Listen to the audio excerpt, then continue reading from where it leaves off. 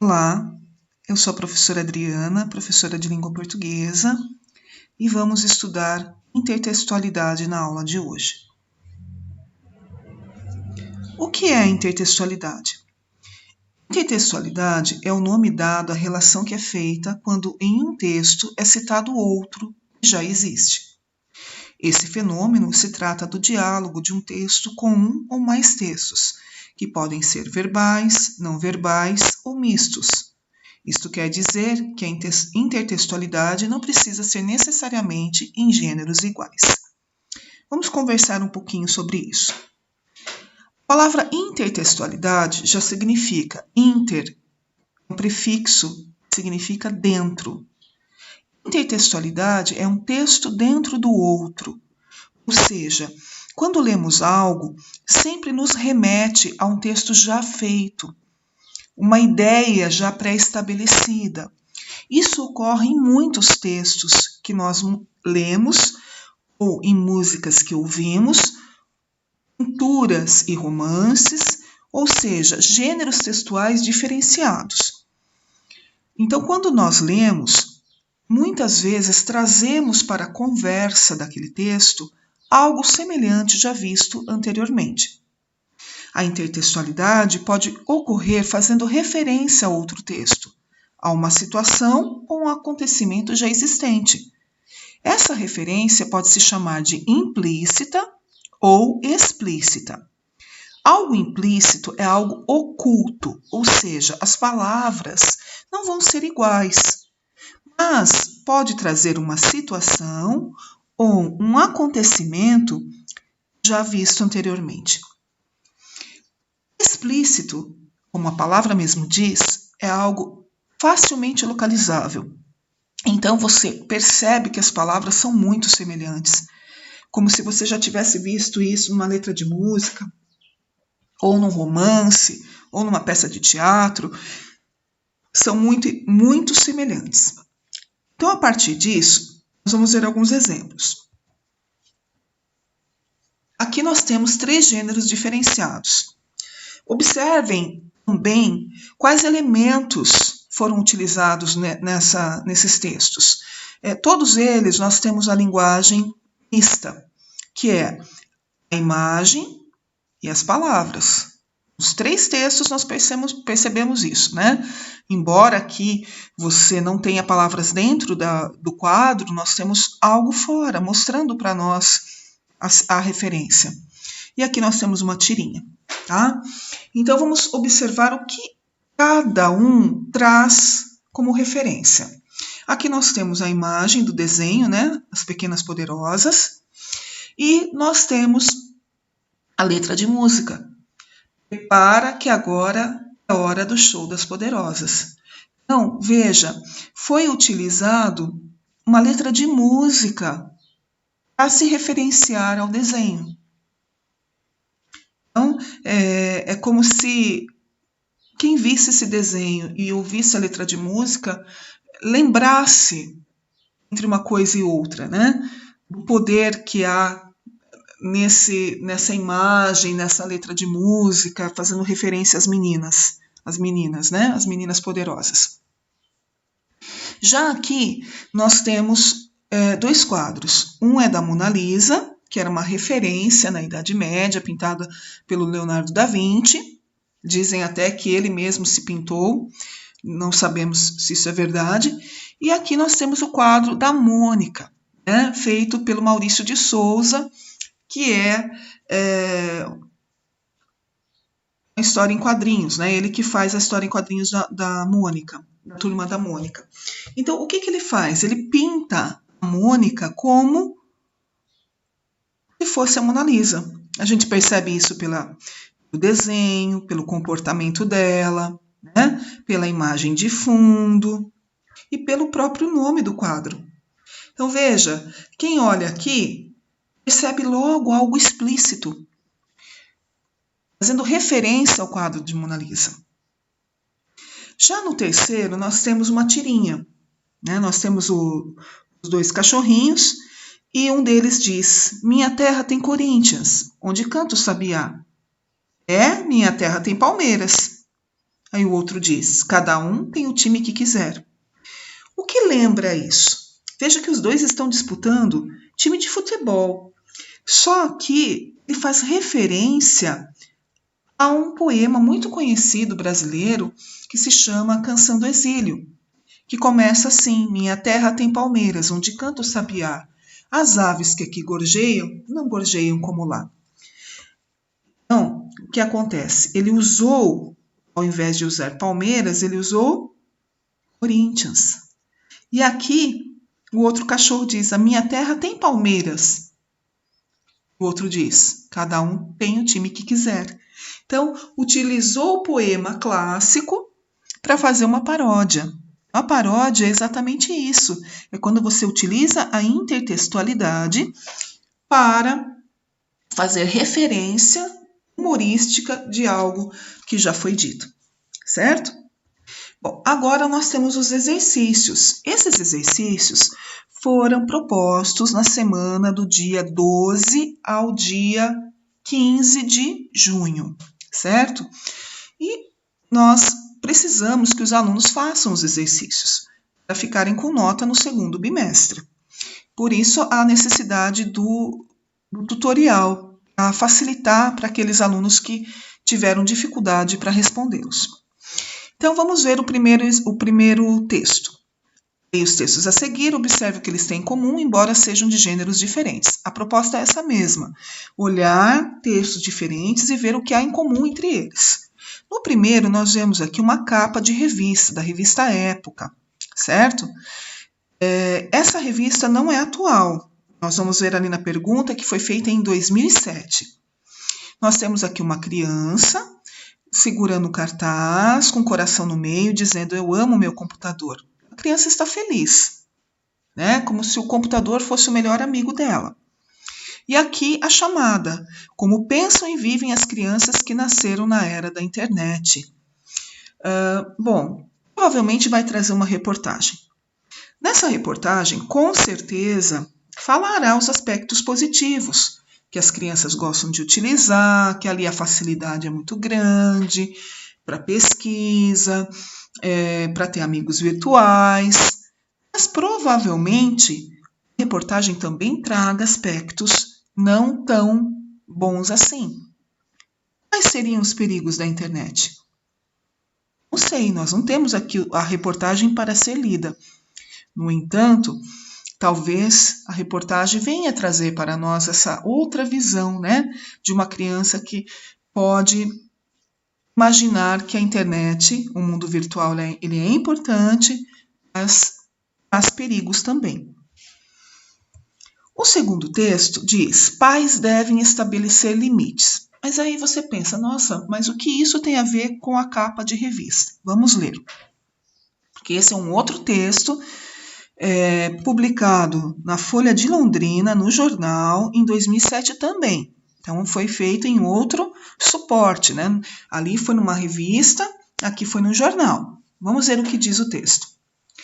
Pais devem estabelecer limites. São os pais que devem buscar estabelecer limites no uso da lan house e internet. Às vezes, o adolescente está com dificuldade de ter autonomia, estabelecer seus próprios limites. Então, nessa hora, precisa de alguém para fazer isso, afirma o psicanalista Ailton Bastos, de Londrina. Em situações específicas, como o adolescente que está com baixo rendimento escolar por conta de quantidade de horas que passa na lan house, vale limitar as horas que até que as notas melhorem. Mas com o adolescente, você tem que deixar muitas vezes uma válvula de escape, pois quanto mais intensa a exigência, mais chances de não dar certo. Ele precisa de parâmetros, mas com certo nível de liberdade, diz. Mesmo assim, há situações em que é preciso até proibir as idas à lan house, um período de tempo. Há certos momentos que não é radical proibir. Há certos momentos que é necessário. Mas isso não pode ser feito no calor da emoção. Esse adulto tem que pensar bem antes de estabelecer, para que possa cumprir a palavra dada. E se perceber que a coisa é grave, não espere que a própria pessoa decida procurar ajuda. Avalie. Muito bem, então nós temos aí uma repórter da Folha de Londrina, a Chiara Papali, que escreve um texto falando sobre limites. Só que para ela escrever esse texto, esse artigo de opinião, ela busca um psicanalista para falar sobre esse assunto, né? E também traz a própria opinião dela aqui. A gente percebe isso através do quê? Das aspas. As aspas nada mais é do que alguém falando. Aqui quem está falando é o psicanalista, certo? E em outros momentos, olha aqui, é a própria Chiara que diz. Tá? Então, se nós formos observar, o que há em comum entre esse texto e o texto anterior? Então, veja bem. O anterior diz que as crianças são felizes, que as crianças ficam felizes, amam o seu computador, amam viver em frente à vida virtual, né? Isso pela capa que a gente viu, nós não sabemos realmente o teor da reportagem. Já nesse artigo de opinião fica claro que o psicanalista vem mostrar que os adolescentes, os jovens, eles não têm parâmetros. O que seriam os parâmetros? Muitas vezes não sabem estabelecer limite no uso da internet. E para isso é que precisa que os pais interfiram, né? Os pais precisam acompanhar o uso da internet para que não seja comprometido nem o rendimento escolar da criança, né? E também não deixa aquilo usar como uma válvula de escape. Né? Muitas vezes a criança fica muito tempo na frente. Está implícito isso, né? Está implícito. Fica muito tempo na frente do computador, na frente da internet e deixa de viver a vida real. Né? A convivência, a socialização, a frustração, que é tão importante para crescermos, né? E que às vezes na internet a gente vive um mundo de ilusões, um mundo que não é a realidade. Antes isso era visto na televisão. Hoje, muitos jovens nem assistem mais TV. Passam tempo, quase que o dia todo, em frente ao YouTube ou assistindo filmes pela internet ou Facebook, Instagram e não observa a vida real. Né? Então, aqui mostra que os pais precisam mostrar esses parâmetros, precisam mostrar o lado bom e o lado ruim das coisas. Né? Precisa pôr limite nessa liberdade, porque a liberdade não é libertinagem. A liberdade é você saber até onde você pode ir. E a libertinagem, eu faço tudo o que eu quiser. Então, o adulto ele precisa saber disso para poder pôr esse limite ao jovem e não voltar atrás daquilo que se diz. Que tem pais que são muito radicais, tiram o celular do filho e logo depois já devolve. Né? Então, tem que saber dosar isso para que o jovem cumpra as suas responsabilidades. Eu gostaria de falar um pouquinho sobre a Lan House. O que era a Lan House? Em 2007, gente, as pessoas não tinham internet nas mãos com o celular. A internet não era disponibilizada no celular como é hoje, certo? Então, muitas pessoas não tinham computador em casa e iam à Lan House, né, que era uma espécie de lugar onde havia vários computadores ligados à internet e poderia ser usado como fonte de pesquisa, como forma de se comunicar com outras pessoas. E precisaria pagar o uso do tempo que usasse a internet ali. Tá? Hoje não existe mais as Lan Houses, porque a maioria das pessoas tem o celular com Android aí, que pode ser utilizado na internet, certo? Agora aqui nós temos um meme. O meme, vocês sabem muito mais do que eu. São imagens que viralizam, né, na internet, imagens muitas vezes humorísticas e até um certo teor crítico a respeito de situações cotidianas, situações do dia a dia das pessoas. Então nós temos aqui 2 gatinhos brigando, né, um quase enforcando o outro, e escrito realidade, e logo abaixo eles se amando, né, mostrando aí uma vida de cinema, como no filme Titanic. Aqui faz a referência a Titanic. Eles estão lá no navio e abrem os braços como um sinal de liberdade, de amor. Então, muitas vezes no Facebook, ou seja, na vida virtual, as pessoas mostram uma vida que não é a real, né? E aí confunde as pessoas, né? As pessoas ficam achando que tudo na vida é igual às imagens do Facebook, onde todo mundo é feliz, onde todo mundo tem o que quer, onde todo mundo viaja. Muito bem, queridos, é aí que vem a crítica, né? Será que tudo que passa na internet realmente é isso? Bom, vamos para as perguntas. No formulário do dia 12, havia 3 perguntas para cada texto. Tá? Então, vamos ver o que as comandas das perguntas vêm nos direcionar para as respostas. Então, na questão 1, referente à capa de revista. Quais recursos foram usados para transmitir a mensagem da capa da revista? Então, vamos voltar à capa. Veja, existe imagem? Existe imagem e palavras? Existem palavras apenas? Existem cores? Então, como é que chama isso? Que tipo de linguagem é a linguagem que só usa palavras? Que tipo de linguagem é aquela que usa imagem e palavras? Veja, tudo tem um nome. Né? Nós já vimos que palavras são linguagens verbais. Apenas imagens, linguagem não verbal. E quando há as duas coisas, linguagem mista. Outra coisa importante da gente observar são as cores utilizadas, né? Veja, para chamar atenção. Olha no próprio nome da revista, né? Tem um globo aqui, no lugar da letra O, certo? Então, tudo isso tem que ser observado.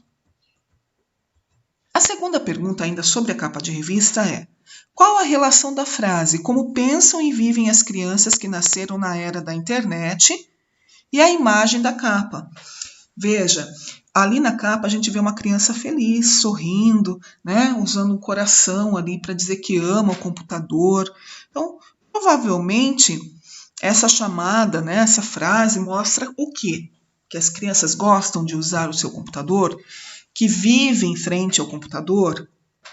Será que isso é bom? Porque a próxima pergunta vem falar sobre isso. Qual a mensagem implícita oculta na imagem a respeito da internet? Então, aí seria a crítica, né? Será que realmente as crianças amam o computador como se fosse uma pessoa e deixa de viver, né, de conviver com pessoas reais, né, com situações reais? Essa é a grande sacada, né, dessa questão virtual.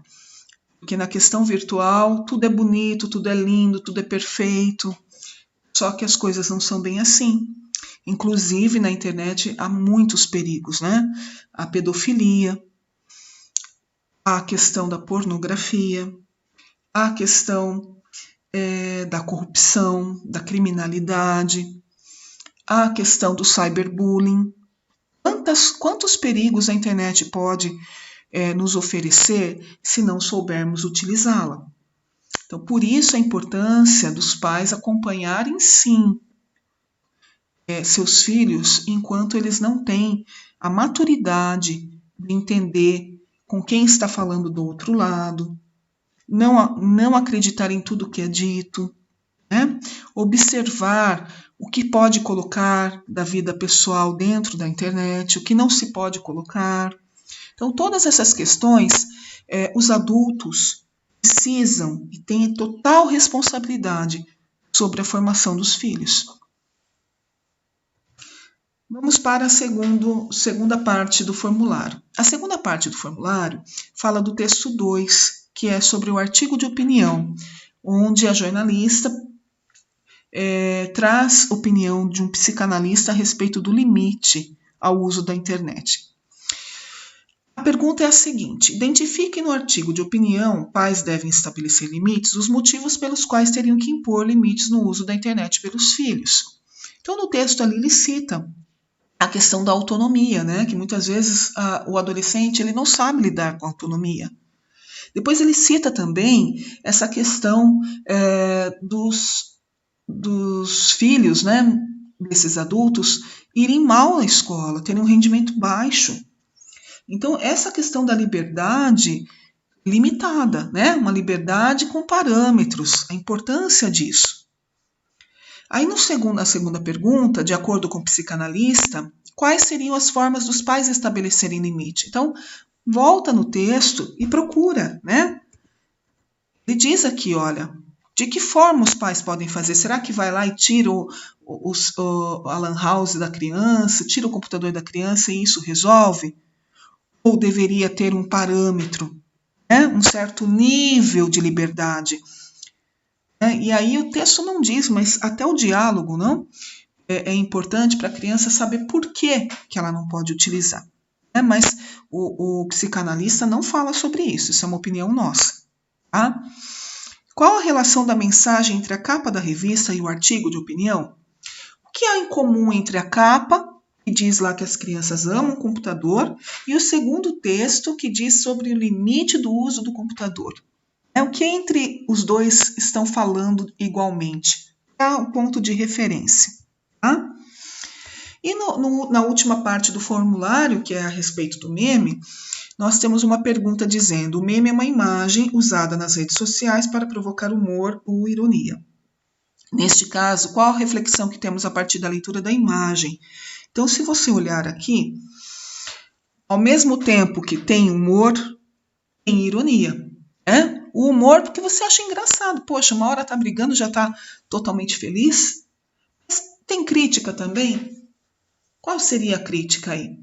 Será que não está mostrando que muitas vezes o que é colocado no Facebook ou na internet nem sempre é real? A partir da leitura dos 3 textos, você acha que os jovens sabem usar a internet? Justifique sua resposta. Aqui eu quero o seu ponto de vista. Você vai dizer para mim, será que as pessoas da sua idade hoje têm maturidade para usar a internet? A utilizam de forma correta? Sabem usar a internet para pesquisar, para estudar, principalmente nesses tempos de pandemia? Será que os jovens, com o celular na mão, tanto que gostavam de usar o celular na sala de aula, hoje estão sabendo utilizá-lo para devido uso nos estudos? Ou utilizam apenas para tirar foto, para expor a vida pessoal, ou ficar só conversando e procurando coisas que não agregam? O que vocês acham? E na última pergunta, há intertextualidade, diálogo entre os 3 textos? Então, a capa de revista, o artigo de opinião e o meme se conversam? Em que sentido se conversam? Essa seria a explicação. Queridos, essa atividade vale nota para o 2º bimestre e eu preciso que vocês entreguem até dia 5/7. Fico no aguardo. Qualquer dúvida, me procurem no particular. Até mais.